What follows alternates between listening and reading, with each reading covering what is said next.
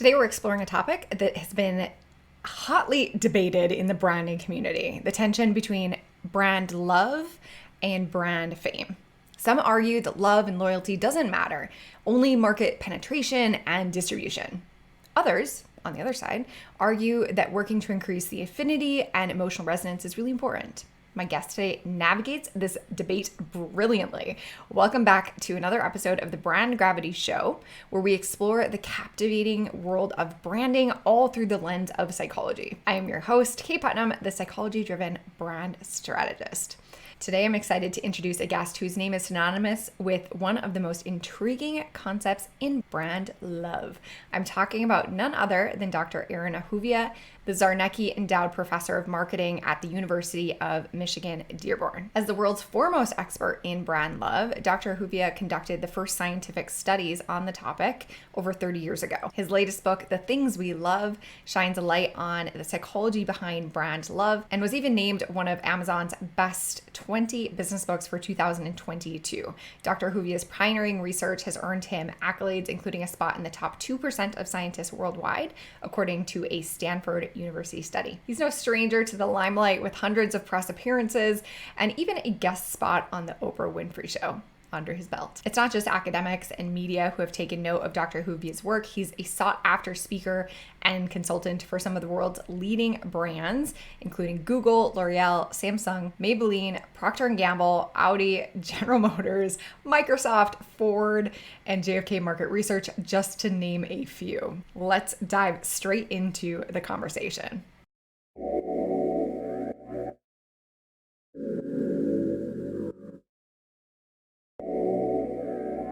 Thank you so much for being on the Brand Gravity Show. I cannot wait to dive into everything. But first, I have to ask, how does one earn the moniker Doctor of Brand Love? It started as a joke.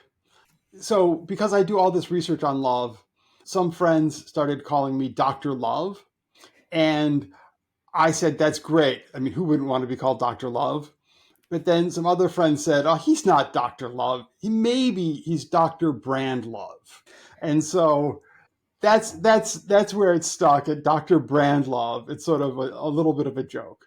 But I do a lot of work in that area. I did have the good fortune to sort of create the field of brand love. My work was the first scientific work in that area. So I'm very much associated with that work, and that's where the reputation comes from. Amazing. Well, it's an honor to have you on the show. And I'm going to throw potentially a hard or controversial question at you right from the start. There's an argument in branding about going wide versus going deep. I've heard the argument that brand love doesn't actually matter because the love isn't monogamous or it's not reflected in the bottom line. Can you speak to us why brand love? That's a great argument, and my views on that argument have changed. I believed something. I've been working on this for 30 years, and for the first 20 so of those years, I believed what almost everyone else who is on sort of the brand love side, and I should say for your listeners, I don't care if you use the word brand love. Some people talk about brand love. Some people say super fans. Some people say brand enthusiasm, brand commitment, brand community. These are all just different words for the same thing. So, but people who are on that side, the intensity side, I was very much one of the people who started that whole sort of movement. And what we all thought was that people, here's a quote, famous quote, people form relationships with brands the same way they form relationships with people. And based on that, you got all this work on brand personality and consumer brand relationships, et cetera, that people have heard of. I know that can work.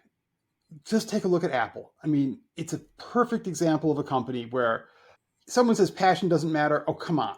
Look at Apple. It's the most profitable company in the world. You can't look at it. You can't look at Apple and honestly say that passion doesn't matter. Look at Walmart. Walmart's doing great. Walmart makes a ton of money. Hugely successful company. And there are a few people who genuinely love Walmart. It does happen. For the most part, Walmart does not run on brand love. Walmart runs on a very, very different strategy and are really successful with that strategy. What I learned from a friend, Carolyn Yoon, who is a neuroscientist and works on marketing and neuroscience, and all the stuff with the brain scans where they look at people's brains when they're making decisions of different kinds. Two things come out of that that seem completely contradictory to each other. One is that brand love really is love. So what's happening in a person's brain when they love a brand is not identical to what's happening when they love a person, but there's all different kinds of love. When you are in romantic love, that's not identical to the way you love your kids, but they're both love. And when you love brands, it's not identical to either of those two, but it's also very similar in very core ways and is definitely love. The other thing that we've learned, that we've known for a long time, that people generally think about objects differently from the way they think about people. We've got this word, to objectify a person.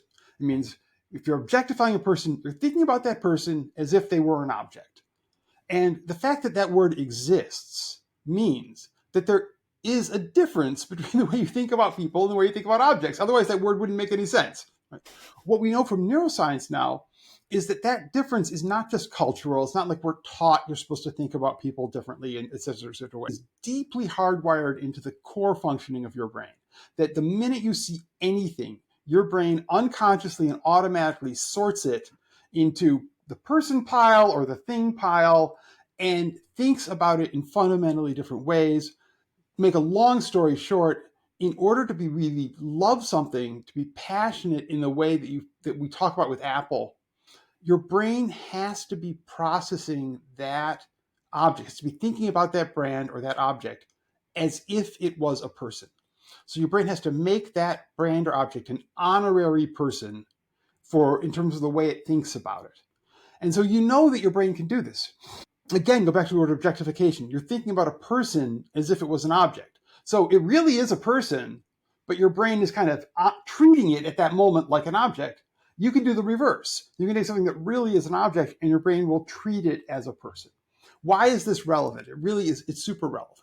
You've got to make this fundamental strategic choice. Do you want consumers in their brain to let your brand just be an object? If it's just going to be an object in the way people think about it, which is the normal way they're going to think about it because it is an object, it's not a person, right? So that's the first normal way they're going to think about it. And the go wide strategy can make a lot more sense because people's work brain is hardwired to care a lot more about people than we care about objects. People matter to us much more.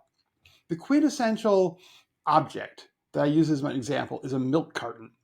So you've got a milk carton, it's filled with milk, it's in your refrigerator. While there's milk in that milk carton, you care about the milk carton because it's holding the milk together so it doesn't spill out all over your refrigerator. But the minute you've used up that milk and that carton is empty, it goes in the recycling or the garbage without a moment's thought or hesitation. It has zero value to you. You couldn't care less about that milk carton. Right. So most objects are milk cartons. We care about them because they do something for us. They achieve some goal for us. And if they're achieving that goal, then we care about them. And if they're not achieving that goal, we couldn't care less. Away they go, done. Right. If your products and brands are going to be milk cartons in consumers' minds in this way, then the go wide approach makes a lot of sense because they're not going to care very deeply about them. It's going to be a probabilistic thing. It's going to be like, look, I need to buy tuna fish. There's 7 kinds of tuna fish. I think I kind of like this one. I kind of like that one. And I guess 60% of the time I buy this one and 40% of the time I buy that one. And but that other one had a funny ad. Yeah, that's interesting. And right now that increases that probability a little bit. And that can work as that approach.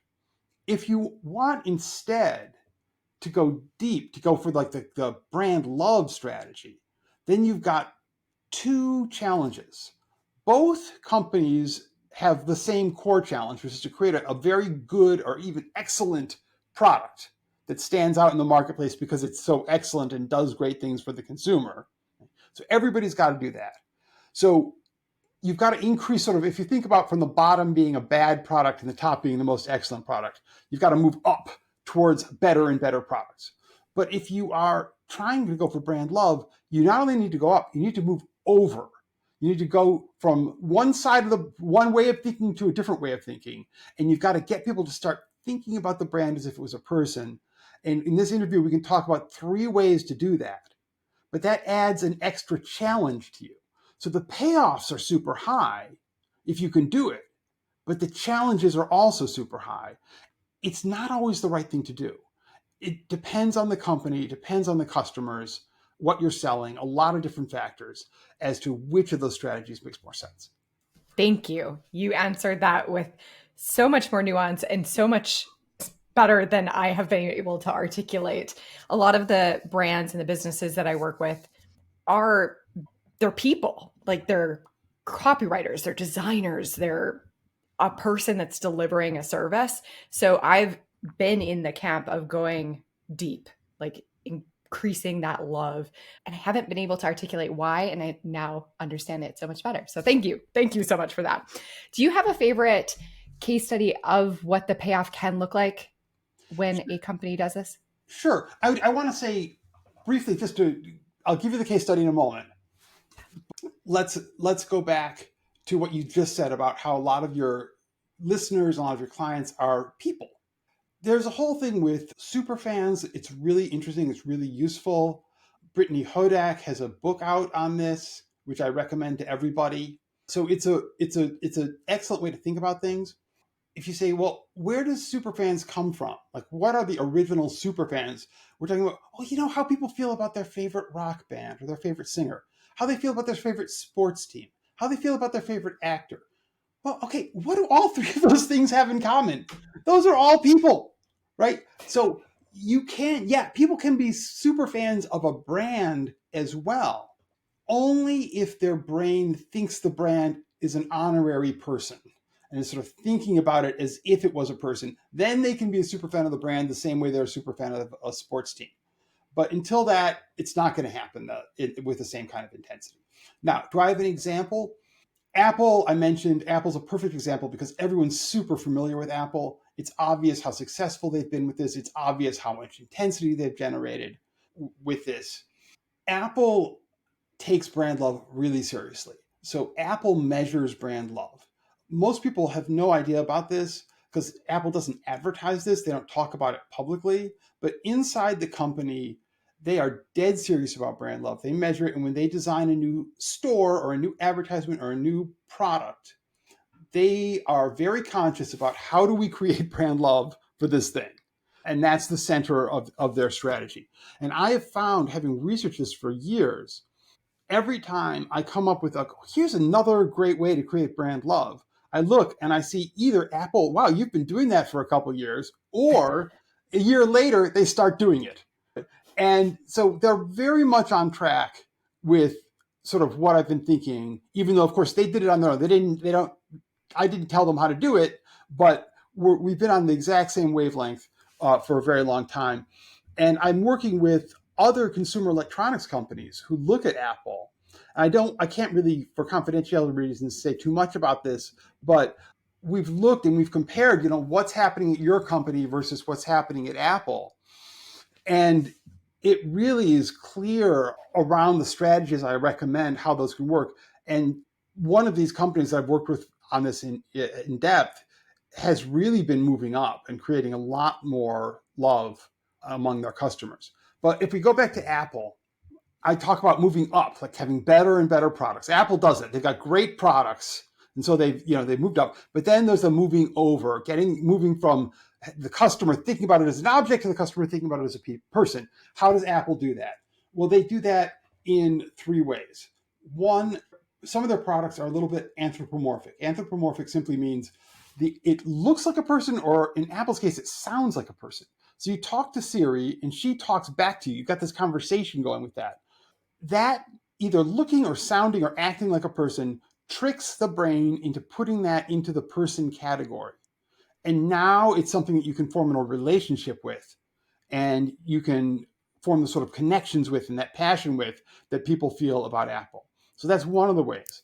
The second way they do it is by associating the brand with a person. So you've got Steve Jobs, who people associate very much. And that's the same thing, like, why are people a fan of a singer, super fan of a singer, and not a super fan of a toaster? Well, It's because the singer is a person is one of the reasons. There's more than one reason. That's one of the reasons the singer is a person. Steve Jobs is a person. He's closely associated with that. And you can do this, companies can do this by associating their brand with a person. And for a lot of your listeners who might have small but mighty companies, as you mentioned to me, and they're a sole proprietor, that person is going to be you. And so your relationships with customers, I don't care how important you think those are, they're more important than you think they are. That is really the center of a lot of this. That when people feel any kind of loyalty to that, they're feeling a loyalty to you as a human being. So that's a big part of it. And then the third thing that Apple did that is another strategy that works is they connected the brand not to just a specific person, Steve Jobs, but to a type of person. So it became, you are an Apple person. You're a certain kind of person. And they did this very explicitly in their very famous ads where they have, one dweeby looking guy. And it's like, I'm a PC, he says. And then one really cool, young, hip, charismatic, casual guy is like, oh, I'm a Mac, right? And so you're creating this association between the brand and a type of person and humanizing the brand in that way. So these are all different ways that Apple has done this, but you can see that they've done both things. They've moved up with quality and performance, and they've moved over by moving from this is an object in people's mind to this is a person in people's mind. Amazing. Amazing. That is super helpful. Where do you see common missteps or mistakes when companies are trying to make that shift over? The overwhelming 99.9% of the time mistake is that they have no idea that that shift exists and they have no idea that they need to do it. So when I talk to people, it takes them, you're like, what? Like, they have to think our brand is a person? This is completely new to most people, and I don't blame them. I worked on brand love for 20 years, and it was completely new to me. And then I started seeing this evidence that people don't form relationships with objects. People don't love objects. If you think about, let's go back just a second to this word objectification. The where do you hear that the most? It's used in a lot of different ways, but the most common instance is a woman saying, I don't mean to be going to my traditional gender role stereotypes, but the most common example is a woman saying, this guy's objectifying me. He just wants to use me as a sex object. He doesn't love me. That same woman who's complaining about this might, in the context of a more loving relationship, have a very much more positive attitude about sex, right? She's not opposed to sex. She just doesn't want sex in an objectified way, in an objectified relationship. Why is that? Well, she hasn't read any studies. She hasn't read the neuroscience literature on this, but she gets in her gut deep truth. And that deep truth is that when somebody is objectifying you, they are not loving you, that we do not love objects.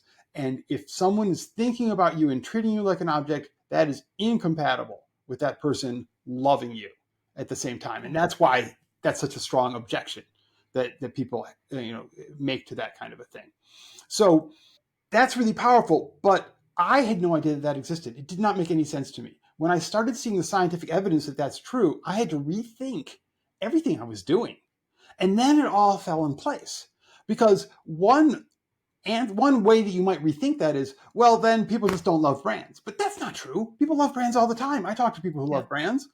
So how is it that people can only love people and still love brands? Well, it's because they think the brand is a person. That was totally new to me. People have no idea this is even an issue. And so it's not that they're going about addressing it wrong. They're not addressing it at all because they just don't know that it's something they need to even think about. They're stuck in that first pyramid trying to make a better product, a better service. Yes. And hoping that solves the issue, right? Hoping to solve the issue. Another analogy I make sometimes about this is to cinnamon roll. Okay, so flour is the main ingredient in a cinnamon roll, the same way that product excellence is the main ingredient in brand love. When you look at a cinnamon roll and say, what's that made out of? Flour. That's the bulk of what you've got there, right? Yeah. But if you have a cup of flour, it's not a cinnamon roll. And if you keep adding more and more flour to it, it doesn't become a cinnamon roll. You need other ingredients. So the first thing you need to add is think, well, what else is in that flour? Well, there's sugar and cinnamon, right? And butter, and that's all the yummy stuff. So you've got to add that too. All right. So that's the consumer experience. We haven't talked about consumer experience yet, but it's really important. It's what makes it attractive, sexy, activating, right? You've got that really good consumer experience. So you've got the quality, and then the consumer experience has to be really good. That's all the cinnamon and the butter and whatnot.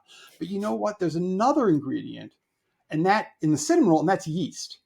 And if you look at a cinnamon roll, if nobody's ever told you about yeast, you'd never guess that there was yeast in there. You don't see it, you don't taste it, if you try and take it apart, you don't know it's there.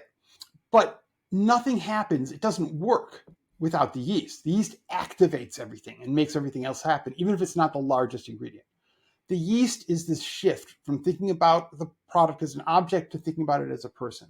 It's not the largest ingredient in the recipe for brand love, but it activates everything. It makes everything else happen.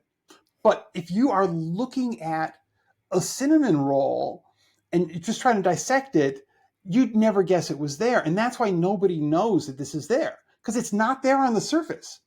Right. But everyone is like, they're like, they got the flour and the butter and the sugar and the cinnamon, they're putting together. It's like, all I get is mush, right? Why don't I get a cinnamon roll? Because there's this other ingredient that it's not visible, so you don't see it, but it makes it all happen.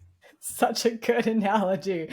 And I am a personal fan of cinnamon rolls in particular. My husband jokes that if anything has butter and sugar in it, I will eat it. So forgive me, but I would love to talk about those elements in the brand. What are some of those sexy elements that improve customer experience? So customer experience is super important. And you will not get brand love without good customer experience. And what I mean by customer experience is what they feel like emotionally when they're using the product. And it starts with when they're searching for information about the product, the process of purchasing the product, and then once they've got it, using it, and if anything goes wrong, servicing it, the whole funnel, the whole customer journey, whatever you want to call it, that people go through. I'll give you a example of two women that I've come from, interviewed in my research. Both of them were interested in the athletic shoes they use for working out. One of the women said, I love my shoes. She just loved her shoes. The other woman said, they're good shoes. I like my shoes. I don't love my shoes. What was the difference between these two? The woman who loved her shoes loved the process of exercising. So she said, yeah, I love how it makes me feel. I like that it helps me look good, and so I'm attractive. But I also just love exercising. And my shoes are part of that. So my experience using the shoes is positive. I'm enjoying that. The other woman said, I really like how exercise makes me look, this thing that happens later when I'm done. But the exercise itself is kind of a necessary evil. I don't really like it very much. I'm doing it because it's helping me reach this goal. So my shoes, they're part of that exercise, but they're a tool I use to achieve some other goal. I don't love them. I love looking good. I don't love them because they're just an instrument or a tool. So she was seeing them, they were still an object for her. They were a milk carton. They were a tool that she was using to achieve some other goal. But when the other woman enjoyed the experience of working out, that transformed the shoes into this thing that's actually providing her pleasure. And then she comes and she loves the shoes. So what I found is that the process of interacting with the company and using the product, if it's painful and unpleasant, even if the product is very functional, people are not going to love it. It has to at least be pleasant. And if it can be more than pleasant, if it can actually be fun and exciting in certain ways, that's going to be even better. And that's really going to create a sense of chemistry. So let's talk about chemistry for a minute. If we think about term Please. chemistry on a date, what's the difference between a date with chemistry and a date without? Well, a date with chemistry it's simple. It's just a date you enjoyed. If you go out on this date and you're having fun, it's fun to talk to this person and you're laughing and you're smiling, you're feeling good, you have chemistry. If you go out on the date and it's hard to make conversation and you're bored and you feel anxious and nervous and judged, you don't have chemistry. Chemistry in love is, how do you feel in that interaction? And if you want people to love your products, they've got to have chemistry with those products. How do they feel in the interaction with you? So, how do you do this? That's a whole process. But basically, you've got to trace the customer throughout their journey and what it feels like for them as they go along throughout that journey, and work on that subjective experience. Yeah. Yeah. That word subjective is really interesting. And your example made me think of this. It's interesting as a brand builder. It sounds like we have some control over how much chemistry there is on the date, if we're using that. But at some point, we're coming into contact with humans and they might have different associations or different embedded feelings about our product category. So we might not be able to have full control over that chemistry. Is that right? That's absolutely true. And Yeah. one of the things is that people are all different. And some things that one person finds super enjoyable, somebody else finds painful. Just think about, if you've ever tried to find a movie with somebody else, much less two other people, you're trying to make a Right. movie. It's really obvious that, what one person finds fabulously enjoyable, someone else finds really tedious or horrible or whatever it is. So, and that's going to happen to you as well. And that's part of the reason you need to pick your consumers and pick your audience. And this goes to the go deep versus go wide debate. Because if you are saying, look, my product is an object, people are going to think about it as an object, they're never going to care that much about it, they're not going to feel loyal to it, they're not going to feel passionate about it, but that's okay because that's the way people naturally feel about objects. And I'm just going to win, I'm going to live in object world, but I'm going to win in object world. Then what you want to do is you want to just eliminate the pain points. You want to make sure that nobody hates this thing. Right? Nobody has too much of a pain or problem with it. And then you want to make it as convenient as possible. The basic strategy in object world is what I call useful, pleasant, easy. The product or service needs to be useful, using it needs to be pleasant, the whole thing needs to be easy. And that's sort of what people want. And just, you got to excel on that. And if you look at a lot of food products, for example, like Wonder Bread or certain American beers, what's the difference between American beers and some European beers? If you take the difference between Budweiser in America and the German Budweiser, which existed before it, that they got the name from in Germany, American beers, I'll be polite. The polite term is drinkability. They're very drinkable. And what that means, that's polite marketing jargon for bland. They go through the beer, and if any flavor that anyone doesn't like, they take it out. And so what you get is a beer that nobody hates. It doesn't taste bad to anyone. And that's fine. And then they market it like hell and they advertise it like hell and they make a lot of money. And that's not a bad to use for some companies. But if going narrow, then you want a beer like these microbrews, these craft brews that have a lot of flavor. And some people are going to love that and some people are going to hate that. But that's okay. You've got to find the people who love what you're doing and work with them. Yes. Yes. You don't want to be the light beer, the light lager of your industry if you don't have the budget for like mass marketing is also what I'm hearing. I'm making a few conclusions in that statement, but If you were one of my students, I give you an A plus because that's one of the issues that comes out. This mass marketing strategy works a lot better if you're Procter and Gamble, if you're Anheuser-Busch, than it does if you're just starting out. Because yeah, when I talk about useful, well, good, you're all going to make useful products. Pleasant, you can all do, but the easy part, easy can be easy for Procter and Gamble. Easy is not easy for someone just starting out. Because what does that really mean? It means distribution. You've got to yep, make it easy to buy, so it's got to be in every store. And Procter and Gamble can do that. Anheuser-Busch can do that. If you're starting out, you can't get into every store in America. That's not going to happen. Easy means like literally in terms of shelf space. If it's on the shelf space at eye level, at hand level, that's easy. If people have to bend down and pick it up off the bottom or reach up and pick it off the top shelf, it's not as easy, right? Well, if you're going to be a small producer, you know where you're going to get shelved. If you're lucky enough to get into the damn store to begin with, you're not going to get the prime shelf space in that store. And mhm, easy also, and this is what a lot of people miss, It also refers to the decision-making process. So being an easy brand to buy means that you are what's called in marketing, you're top of mind.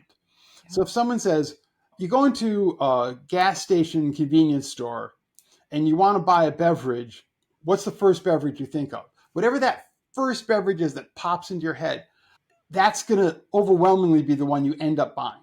So if you are Coke or Pepsi, you want to use a lot of advertising. It doesn't say anything substantive about your product. It just is so prevalent that it keeps it at the top of customers' minds so that when they walk into that convenience store, Coke's right there in the top of their mind because they just heard an advertisement from Coke 10 minutes ago. That's really fine if you're Coke. It's not going to do that if you're some small business. So that kind of high level of distribution, of top of mind awareness, works really well for certain larger companies. It's harder for smaller companies. Yes, amazing. Erin, I could talk to you for hours, literal hours, but I want to be mindful of all of our time. So for those listening that are having that same reaction, where do you recommend that they go to learn more from you or just about the neuroscience and about the topics that we're talking about today? Yeah, so the first place I hope people go is my website, drbrandlove.com. So drbrandlove, all one word.com. I do a lot of speaking, and honestly, this stuff is complicated and it's so new that I can't send you to a lot of written sources other than my book for this. So if you want to get this, the best way to do it is to talk to me directly. And I'm really happy to talk to people. So you can contact me through the website and we can go over this because this is different from what you're going to hear other places.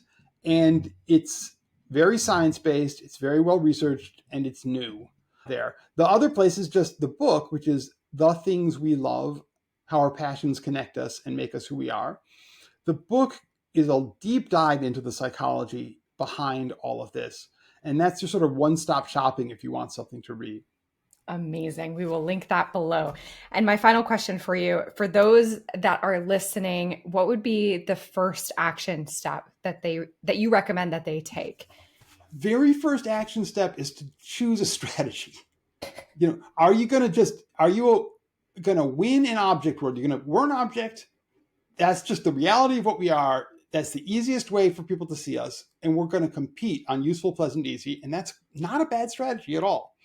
Or are we going to try for a deeper connection, try to get people really passionate, really excited, in which case we have to think both about what makes for an excellent product, what makes for enjoyable customer experience or user experience, and how do we get them to think about us as a person.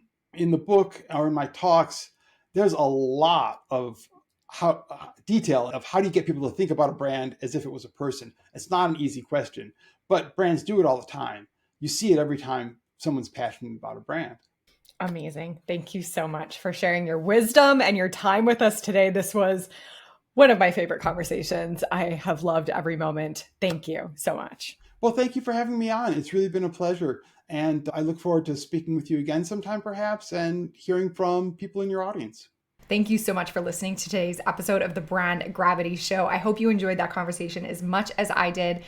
If you did, if you could take a moment and go and leave a 5-star review wherever you listen to this podcast, that would be so incredibly useful. It helps other smart entrepreneurs, strategists, branding people, business owners like yourself find this show. And it also helps me get more amazing guests like Dr. Ahuvia to be on the show and have these enlightening conversations. Keep building your brand, keep sharing your genius with the world, and keep changing the world with what you know. I'll see you next time.